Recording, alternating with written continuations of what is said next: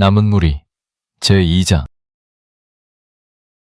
제7일 안식일 예수 재림교회는 흩어졌던 밀러주의자들로 구성된 적은 무리로 출발했으며 자신을 남은 무리라고 불러왔다.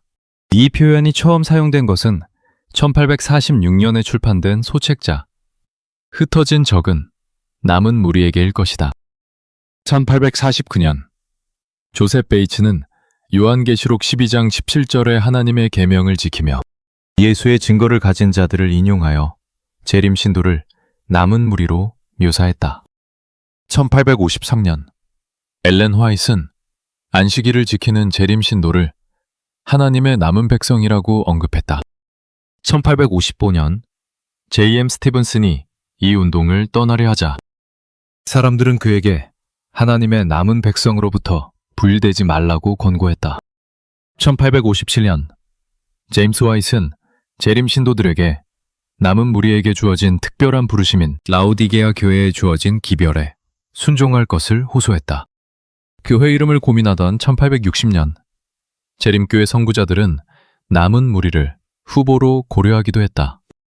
역사학자 제라드 담스틱에 따르면 재림교회가 남은 무리 개념을 수용한 이유는 안식일을 지키는 재림 신도들이 하나님의 백성 가운데 남은 무리로서 재림운동의 주요 신념을 지속적으로 고수하고 있다는 점에서 자신들만의 독특한 정체성을 나타내기 위함이었다. 세월이 흐르면서 남은 무리 혹은 남은 교회라는 표현은 제7일 안식일 예수 재림교회가 자신을 규정하는 핵심 용어가 되었다. 지난 150년 동안 재림교회 출판물은 이 공동체를 일관되게 남은 교회로 표현해왔다. 1940년대 초에 처음 만들어진 침례 증서의 13번째 서약은 다음과 같았다. 당신은 제7일 안식에 예수 재림교회가 남은 교회를 구성한다고 믿으며 그 교회의 일원이 되기를 원하는가? 현재 침례 증서에서는 다음과 같이 되어 있다. 당신은 제7일 안식일 예수 재림교회가 성경 예언에 나타난 남은 교회라고 믿는가? 1980년 미국 텍사스주 댈러스에서 열린 세계 총회에서 제7일 안식일 예수 재림교회는 자신을 하나님의 계명과 예수의 믿음을 지키도록 부름을 받은 남은 무리로 공식 선언함으로써 남은 무리 개념을 교리로 확립했다. 이는 재림교회 28개 기본 신조 가운데 13번째 교리로 다음과 같다.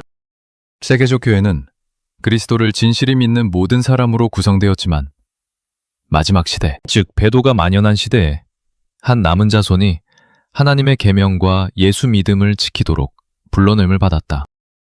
이 남은 자손은 심판의 때가 이르렀음을 알리고 그리스도를 통한 구원을 전하고 그분의 재림이 임박했음을 선포한다. 이 선포는 요한계시록 14장의 새 천사로 상징되어 있다.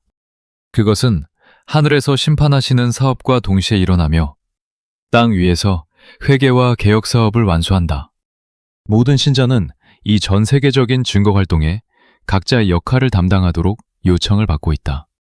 제7일 안식일 예수 재림교회는 남은 무리 또는 남은 교회라는 명칭이 자신들에게만 해당한다고 주장한다.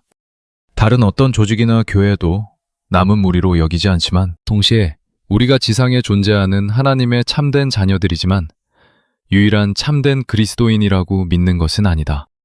라고 고백한다. 그러나 재림교회는 다른 모든 교단이 신학적으로 어느 정도는 배도 상태이시며 오직 재림교회만이 현대 진리를 소유하고 있다고 주장한다. 아울러 하나님께서는 남은 교회를 통해 당신의 백성을 배도에서 불러내시고 그들을 통해 그리스도의 재림을 준비시키는 메시지를 선포함으로써 참된 예배를 회복하고자 하신다고 말한다. 물론 자신들만 진리를 소유하고 있다고 주장하는 공동체가 재림교회만은 아니다. 그리스도 후기 성도교회는 자신들이 진정으로 회복된 교회이며 선지자와 건강 기별까지 갖춘 유일한 교회라고 주장한다. 이들은 요한계시록 14장의 영원한 복음을 순수하고 본래적인 형태로 전파하는 교회는 자신들뿐이라고 믿는다. 여호와의 증인 역시 자신들만 진리를 소유하고 있으며 다른 모든 교단은 바벨론이라고 가르친다. 가톨릭 교회는 자신들이 원조 어머니 교회며 개신교는 사도들에게서 전해받은 처음 믿음에서 이탈하였다고 본다. 하지만 어떤 집단이 스스로에 대해 무언가를 선언한다고 해서 그것이 곧 사실이 되는 것은 아니다. 브루스 모어는 이렇게 말했다. 어떤 집단이 스스로를 남은 무리라고 부른다고 해서 곧 남은 무리가 되는 것은 아니다. 그 집단이 실제로 남은 무리로서 예언의 백성답게 행동할 때에만 진정한 남은 무리가 되는 것이다. 최근 들어 교회 내부에서도 제7일 안식일 예수재림교회가 자신을 남은 무리로 규정하는데 의문을 제기하는 목소리가 있다. 어드벤티스트 리뷰에서도 다음과 같은 내용을 읽을 수 있다. 하나님께서는 오늘날도 남은 무리를 찾고 계신다. 우리가 그 남은 무리가 될 수 있다. 이 표현은 지금과 같은 모습을 보이는 교회는 남은 무리로 확정될 수 없다는 것을 암시한다. 세속주의, 신학적 타협, 현대 진리에 대한 헌신의 부족을 염려하는 적지 않은 이들이 재림교회의 남은 무리 정체성에 의문을 나타낸다. 어떤 이들은 남은 무리라는 표현이 과도하게 자기확신적이고 배타적이며 영적 자만심과 교만을 부추긴다고 비판한다. 특히 젊은 세대는 교회 안에서 죄와 위선, 율법주의, 냉담함, 사랑의 결핍, 분열 등을 목격하며 자연스럽게 묻는다. 이런 현실이 정말 남은 교회의 모습인가요? 게다가 제7일 안식일 예수재림교회는 자신을 성경, 예언에 나타난 남은 교회라고 주장하는 동시에 라오디게아 교회라고도 부른다. 과연 우리는 두 가지 정체성을 동시에 가질 수 있을까? 현실을 냉정하게 본다면 남은 교회보다는 라오디게아 교회가 훨씬 적절해 보인다. 나는 부자라 부유하여 부족한 것이 없다고 말하지만 실제로는 곤고한 것과 가련한 것과 가난한 것과 눈먼 것과 벌거벗은 라오디게아 교회는 재림교회의 현실을 적나라하게 묘사한다. 일장의 열거한 사건에서 남은 교회를 라오디게아 교회로 바꿔도 의미가 전혀 손상되지 않는다.